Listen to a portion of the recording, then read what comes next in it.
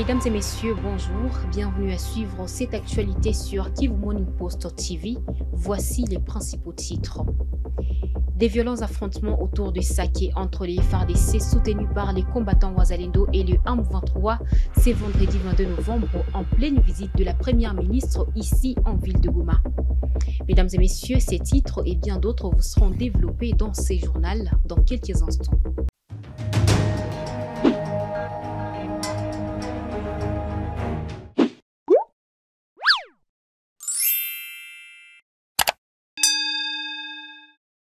Encore une fois, bonjour et bienvenue aux détails dans ces journaux.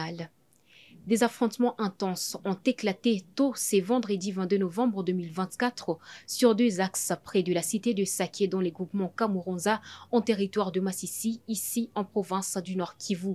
Ces combats opposent la coalition FARDC Wazalendo et les rebelles du M23. Selon Isaac Bingeve, correspondant local, les hostilités ont impacté la circulation sur les axes Saké-Massissi Centre et Saké-Kichanga, sémant la panique parmi les habitants. D'après Oswald Koulimouchi du conseil local de la jeunesse de Saké, il s'agit des attaques lancées par les rebelles du M23 contre la position de la coalition FARDC Wazalendo basée à Kimoka et Lutobogo.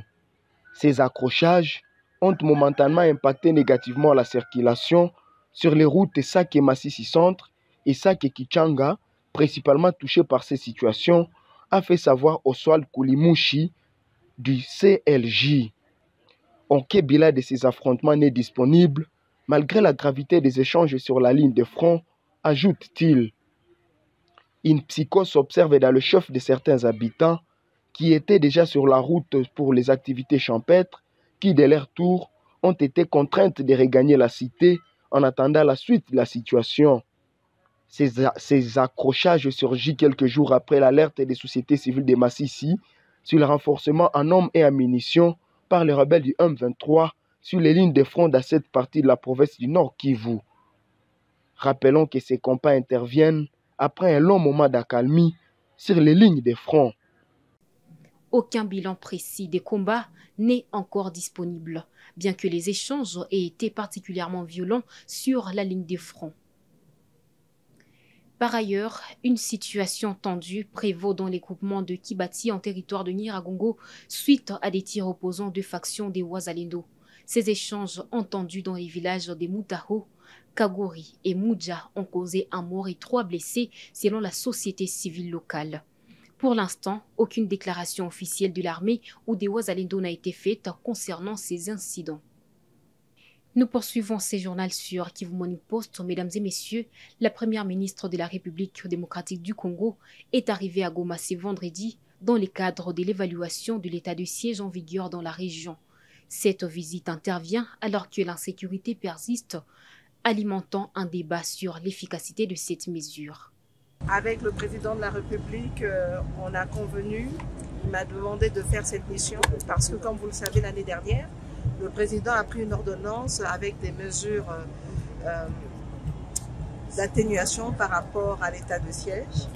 C'est vrai que toutes les mesures d'application n'ont pas été mises en place et donc c'était important pour nous de venir, de discuter avec les forces vives de la province et de pouvoir voir est-ce qu'il y a des éléments nouveaux pour voir comment on va assurer l'application de ces mesures-là ou aller un peu plus loin par rapport à ce qui avait déjà été prévu. Donc c'est l'essentiel de ma visite. Je suis accompagnée de quelques membres du gouvernement ainsi que des députés nationaux et des sénateurs, tous faisant partie des commissions défense et sécurité.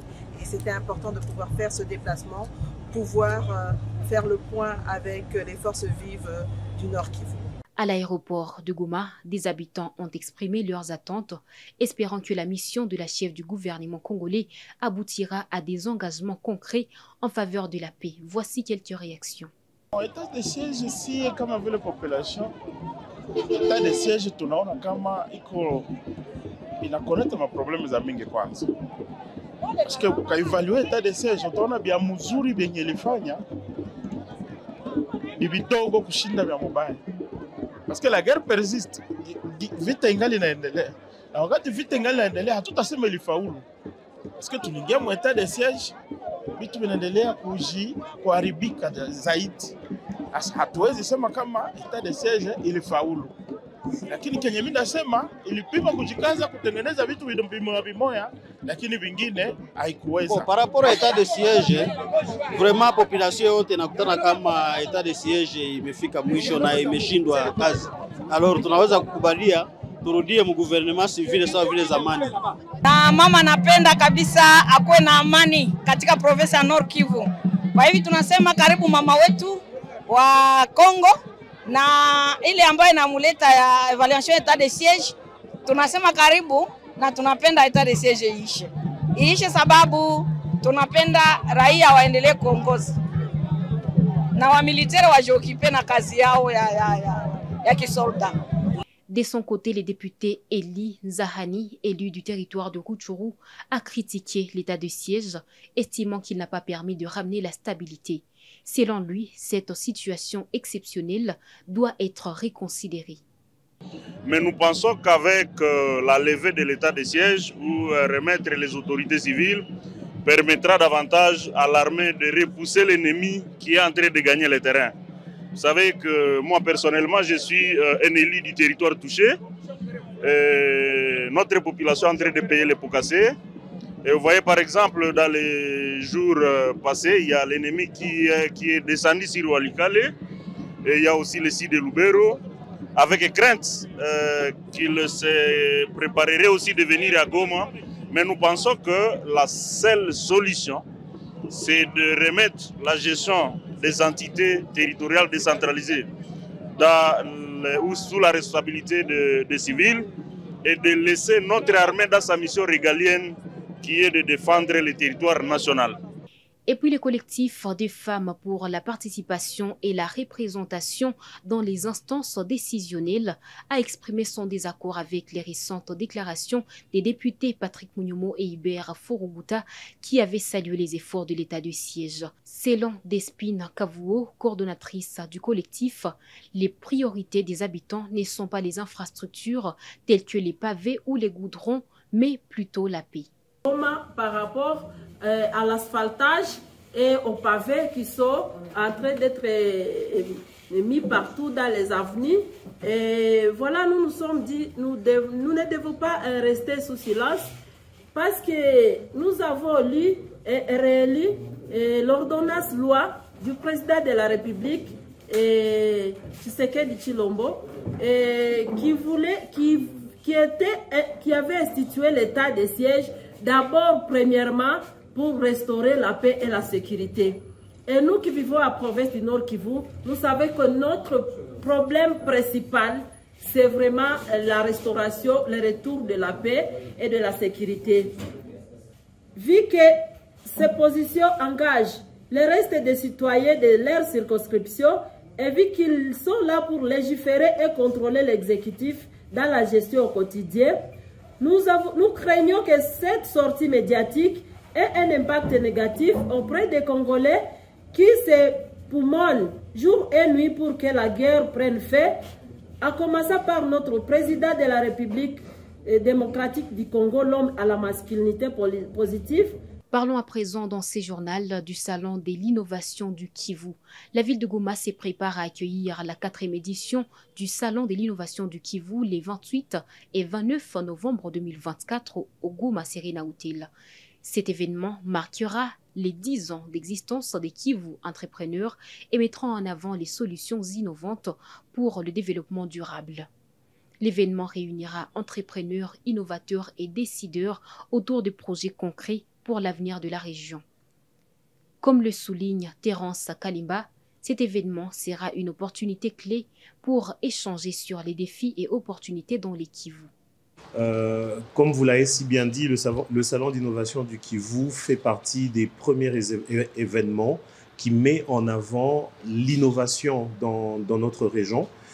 Pourquoi l'innovation dans notre région? Parce que nous nous rendons compte que Goma est en avance pour beaucoup de choses par rapport aux autres villes de la RDC.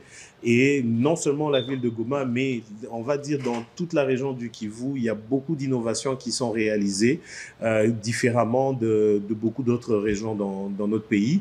Et ce salon est un salon qui permet à tous les innovateurs ou à toutes les personnes qui travaillent dans l'entrepreneuriat, qui sont intéressés par l'innovation et des solutions innovantes, de venir les présenter.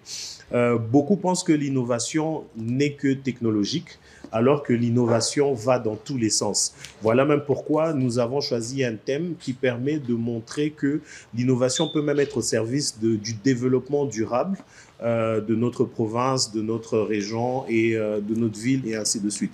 Voilà pourquoi cette édition est une édition qui est ouverte à tous les acteurs de l'innovation, que ce soit membres du réseau Kivu Entrepreneur comme membres de l'écosystème entrepreneurial et même encore au-delà de ça, membres de l'environnement économique, socio-politique de la ville de Goma. Messieurs et dames, c'est la fin de ces journaux sur Kivu Morning Post. Merci à vous de l'avoir suivi.